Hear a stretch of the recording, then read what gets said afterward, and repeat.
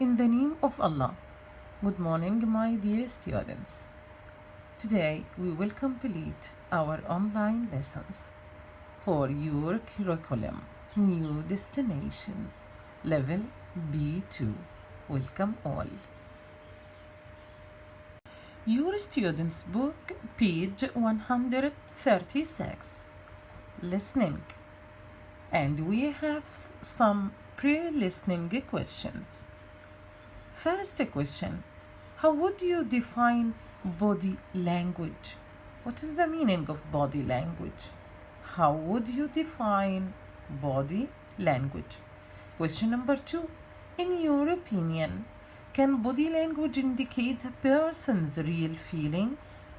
Your body language or others' body language can reveal their real feelings? Can you think of any examples? Please write the answers. Number 2, listening for specific information, and this is our main aim for today. Our aim for today is to listen for specific information. But as we accustomed before listening, what should we do? We should read our questions carefully.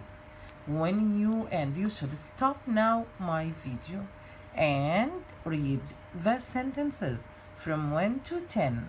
Then listen, then you can answer.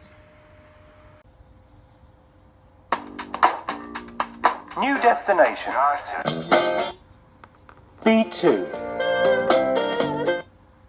by H.Q. Mitchell and Marileni Malkoyani. Published in copyright MM Publications 2015.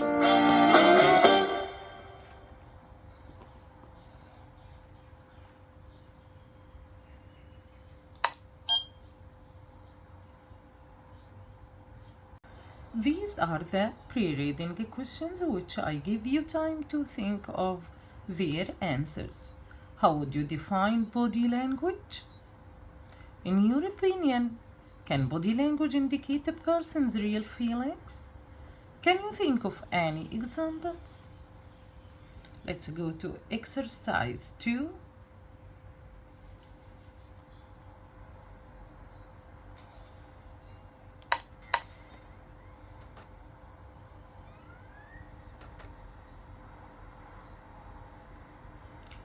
Exercise 2. Listening for specific information.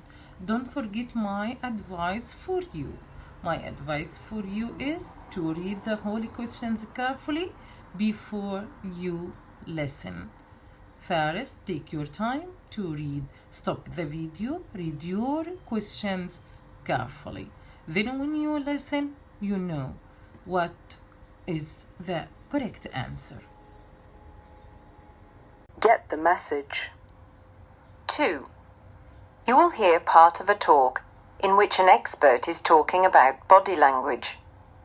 Listen and complete the sentences 1 to 10. It's important to realize that communication is not limited to verbal exchanges. When we speak to each other, we convey a number of messages using our bodies, facial expressions, and tone of voice. Non-verbal communication or body language can give us an indication of what people are really thinking or feeling by either reinforcing or contradicting what is being said. But body language can be misinterpreted, so I would urge listeners not to jump to conclusions when assessing other people's physical signals. Probably the best way to convey to others what we are feeling is with our faces. Often words aren't even needed when one look or facial expression will do the trick. For example, when we want to show happiness, we smile and our eyes sparkle. When we are surprised, we widen our eyes and our jaws drop open.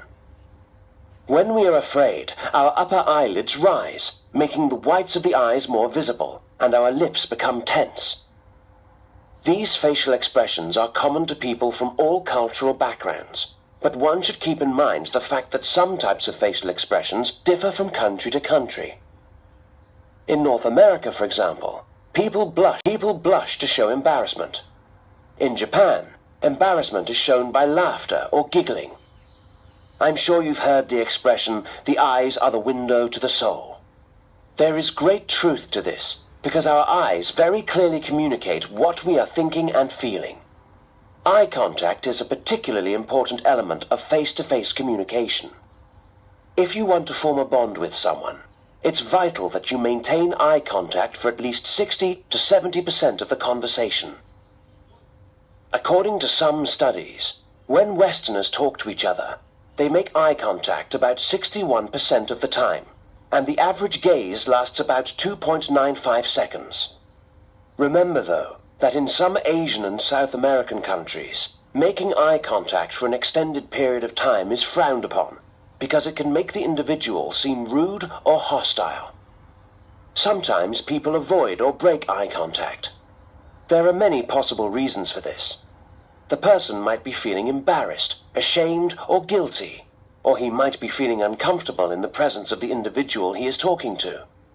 Avoidance of eye contact might also be a sign that the person is feeling nervous and wants to avoid a confrontation. Posture is another important indicator of a person's mood or attitude. For example, positive, happy people tend to carry themselves upright, while people who may be sad or bored will often slouch or collapse into their bodies. Another interesting point is that people who are fond of each other often lean in towards each other when engaged in conversation. Of course, it's not just our faces and bodies that communicate our feelings to other people. Very often, we use objects, such as glasses or pens, to send a non-verbal message.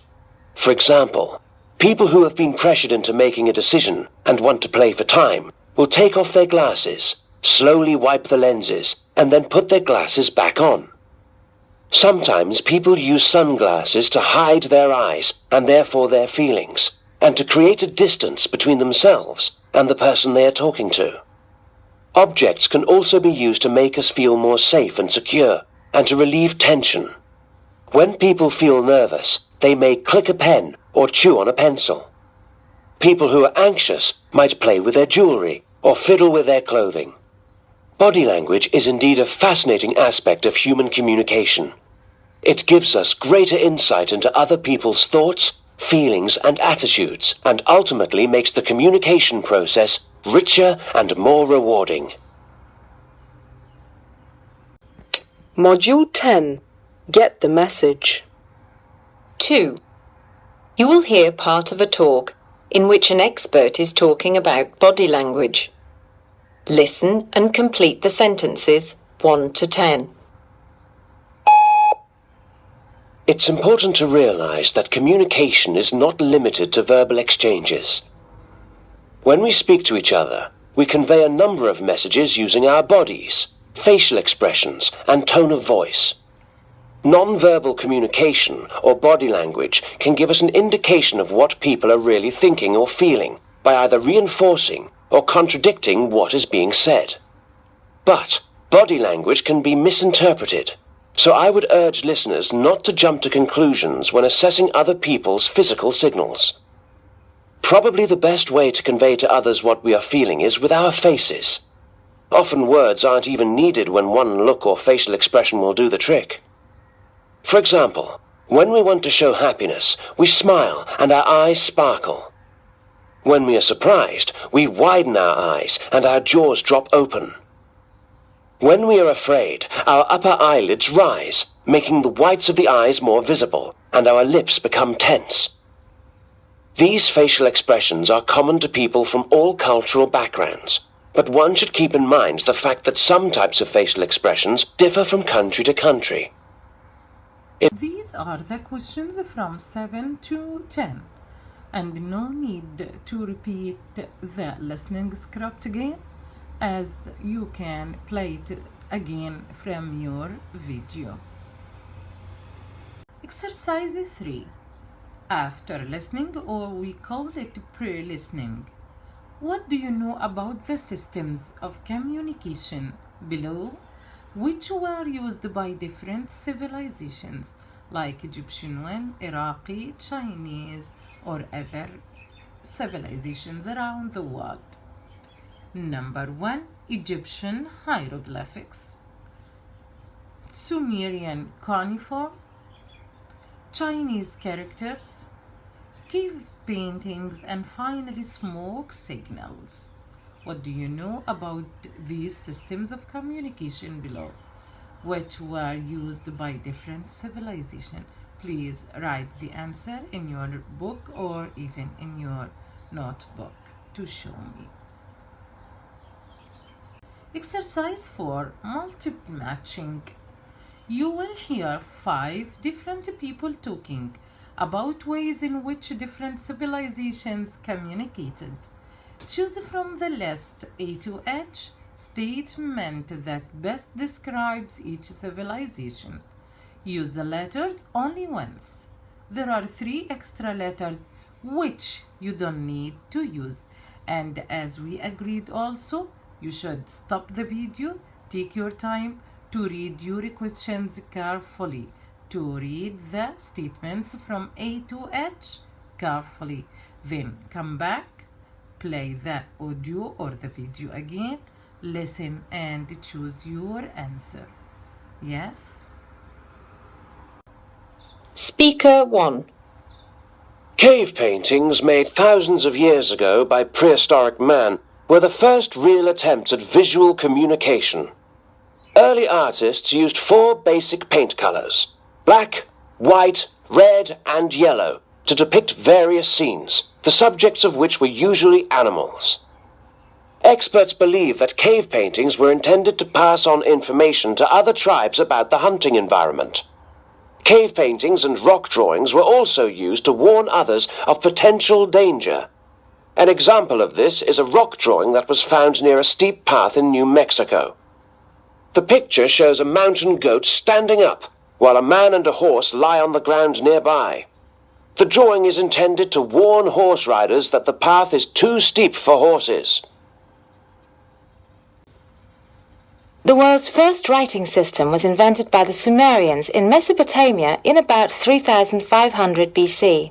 In order to keep accurate records of the number of agricultural and manufactured goods that they produced, the Sumerians drew pictures of these items on the surface of wet clay tablets. These pictures were usually of objects such as sheep, wheat, or bread. Gradually, the images evolved into a system of symbols called cuneiform. This writing system, which consisted of about 600 symbols, was used by the Sumerians to create all sorts of documents from contracts and tax receipts to sales records.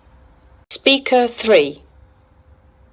In ancient Egypt, the written system of communication was called hieroglyphics. This form of writing consisted of picture symbols which represented ideas and sounds. The Egyptians used hieroglyphics for religious purposes and to keep a record of the activities of the royals. Only specially trained individuals, called scribes, were allowed to use this writing system. At around the same time, the Egyptians developed hieratic writing, a system of writing which could be used for daily communication. This type of writing was a simplified version of hieroglyphics and was used for letters and for keeping records and accounts. In about AD 300, the Egyptians stopped using hieroglyphics and switched to a simpler alphabet. Speaker 4. In about 1500 BC, the Chinese developed the most advanced system of writing in the world. Written Chinese has no alphabet and is made up of about 50,000 symbols or characters. According to legend, Chinese characters were invented by a man named Zhang Jie, who spent years studying nature and developing symbols that represented the individual characteristics of various plants and animals. The average Chinese person can recognize about 5,000 frequently used characters, which is enough to be able to read a novel or a newspaper. To understand ancient Chinese documents, an individual would have to learn many more characters. Speaker 5. The many tribes that lived in North America hundreds of years ago all spoke different languages. In order to communicate successfully with each other, The Native Americans developed a sign language system which consisted of numerous gestures and movements. They also used smoke signals to send messages to each other. This involved covering a fire with a blanket and removing it quickly to allow a puff of smoke to rise up into the air. Senders were able to control the size, shape, and timing of the smoke. The puffs of smoke were visible from a great distance, but the messages that were sent were usually very simple and therefore quite limited. Yeah. My dear students, I'm waiting for my brilliant students to send me their answers. Please share and bye.